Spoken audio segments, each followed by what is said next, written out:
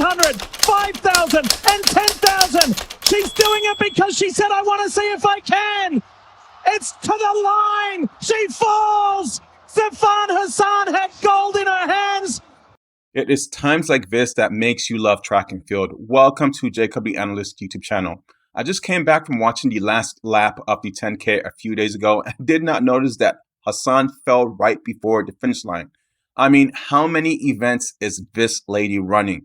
So Femke Bol, you are not the only one with an accident. I kind of wonder if there is something mechanically wrong or unstable with the track, because certain athletes like Talitha Diggs at the semifinals seem to have lost their footing. But let me know what you guys think, which segues me right now to discuss the 400 meters, as Diggs came in last place in the final with a time of 51.25. Sonya expected her to finish top 3, but my expectations were not that high.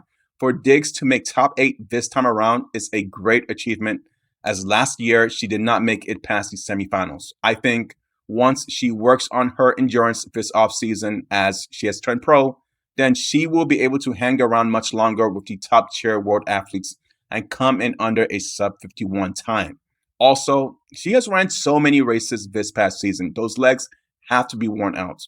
Hopefully, she has enough left for the 4x400 meter relay. And while we are on the topic of the 400 meters, Paulino, to no one's surprise, finished first place with a national record of 48.76, which makes me think of what if Sydney, McLaughlin-Levrone, and Britton were running in this race.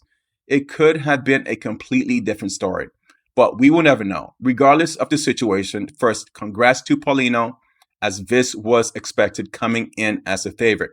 Now, 2 major questions. Let me start with the first one. I see we have 9 lanes, and someone in the comment section, please educate me on this. Why don't we just take the top 3 people from each semifinal and throw them into the final, since the extra lane presents itself? We would cut down away this nonsense of having athletes sit around in anticipation. Maybe the WC is trying to plan ahead to do this in the future, but let me know what you guys think. The second part, with Diggs and Wilson now turning pro, a pressing concern arises.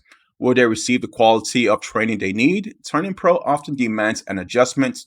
The training can be more relaxed, requiring an increased personal discipline that might take time to cultivate. And are Diggs and Wilson planning to retain their university coaches? Or will USATF assign coaches to them? Or perhaps they will have personal trainers affiliated with their endorsement brands? Why do I ask these questions? It's because the Olympics is less than a year from now. This season, 2 out of 3 well-known rookie women, Abby Steiner and Melissa Jefferson, did not achieve their peak speed, but keep in mind, Steiner was running through injury. However, I'm optimistic about Talitha Diggs due to her robust family support system grounded in professional experience. And if you look at her former Florida teammates like Anna Hall and Jasmine Moore, they seem to have held up pretty strong. Britton Wilson, known for her strong discipline, also gives reason for hope.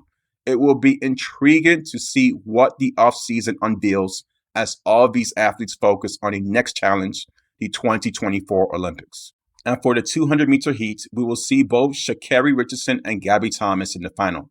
Kayla White did not advance as she missed a spot over to Mary Jose Talu, and White was the underdog this season, making top 3 at nationals. Credit to a subscriber who called her out early from when she threw down that insane sub-11 time back in her senior year of high school. So my thoughts on the top 3 in the 200 meters is Sherika Jackson coming in first place, and it will honestly be a toss between Gabby and Richardson. But let me know what you guys think, as most of you from yesterday's poll, overall 43% voted that Richardson will win this race. And that is enough for the women's 200 meters. As I transition to the men's hurdles final with Rai Benjamin taking bronze with a time of 47.56. He was upset after the race, but thus far, he has had an incredible season. What's there to be upset about? Sometimes you just get beat, and that is okay as he looks towards the future. You also had Trevor Bassit finishing 6th place with a time of 48.22. Karsten Warholm, aka the Viking, finished 1st place, followed by Kyron, McMaster of the Virgin Islands, who has had a respectable season thus far. The hurdles, guys, are just brutal. Most of you guys understand that watching this, and I don't know what to say about Warholm and McMaster. they really pushed through that finish line at incredible speed. And for the 1500-meter final, Yared, Nuguse, and Hocker finished 5th and 7th place respectively. Josh Kerr of Great Britain and Ingebrigtsen and Narve, Nordas took 1st, 2nd, and 3rd place. Everyone was surprised to see Ingebrigtsen not take 1st place, but quite honestly, he has been running a lot of races this year, and I almost felt like he just wanted to come in 2nd place. He let the other dude win. That's just how it looked like to me. Let me know what you guys think about that. Dude needs a break by now, and all his shoes have probably melted away at this point. The bright side, though, is that Ingebrigtsen looks like he has been enjoying these events, which all the athletes need to embrace, because not everyone can reach this level, as 99.9999% of us are at home watching, or with me making this video.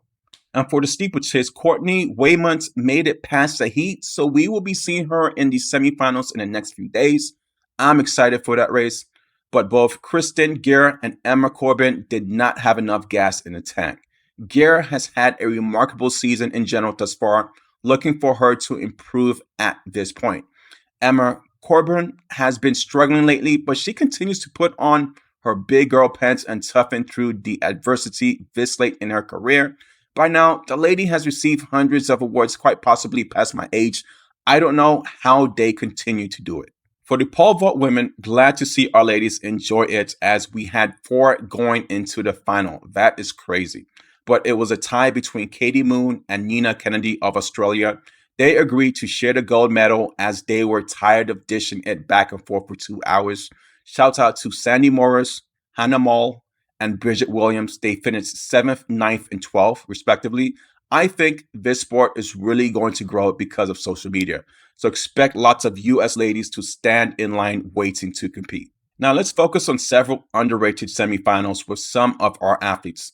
In the 100 meters, Kendra Harrison and Ali advanced to the finals, with the favorite being Harrison for this competition. But as I'm watching this right now, live, any given Sunday happened and Harrison came in 3rd place. I really don't know what went wrong, but could be her teammate, as she knocked down several hurdles right next to her. Maybe it got her kind of messed up. I am not sure. We see Harrison, and she really had an amazing start. So we will have to look at the post-race interview to see what the heck was going on. Also, Messiah Russell did not advance to the final, as she was knocked off from the semi-final round. For Russell, she needs to learn how to stay in rhythm with her speed and the hurdles.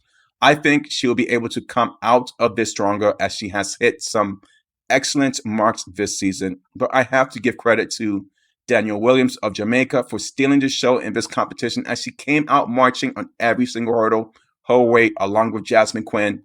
These were all results that I was not expecting. But I think Harrison will be looking to get back at this competition in the next Olympics. And now we have the qualification rounds for the field events. Starting off with the men's pole vault, we have our Nielsen, Zach McWhorter, and Zach Bradford all advancing to the final. And for the javelin women, sadly, none of our ladies advanced in this competition. Both Maggie Malone and Ariana Ince failed to get past your designated groups, which makes me wonder why Anna Hall isn't in this competition. And that is because Anna Hall's average is about 10 meters below these ladies, so Anna Hall would not have made any sense here. And for the 5,000 meter women's heat, like, how much running can Hassan do? Because this lady is insane, appearing everywhere. Well, our athletes that are going to the finals are Elise Cranny and Alicia Monson, who killed the 10K by coming in an amazing 5th place. So we will be watching to see what happens in this event. And for the hammer throw women, look who's going to the final. We have Deanna Price as favorite in this event. We also have Jane Casanna-Boyd going to the final as well.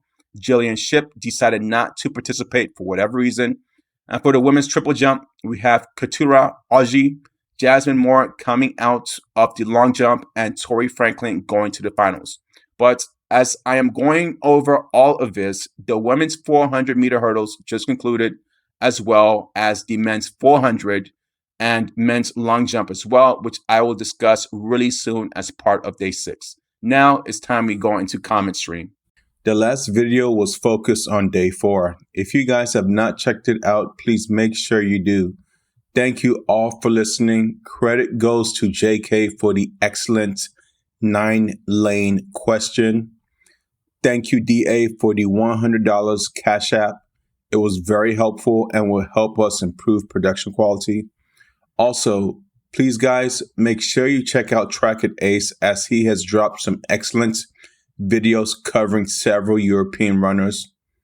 Please make sure to give us a like because it helps us out a lot. And once again, DA, thank you for the Cash App. And cheers, mates. And I will see you guys tomorrow. Have a great day. So if you liked this video, then check out the videos right above or visit our short clip playlist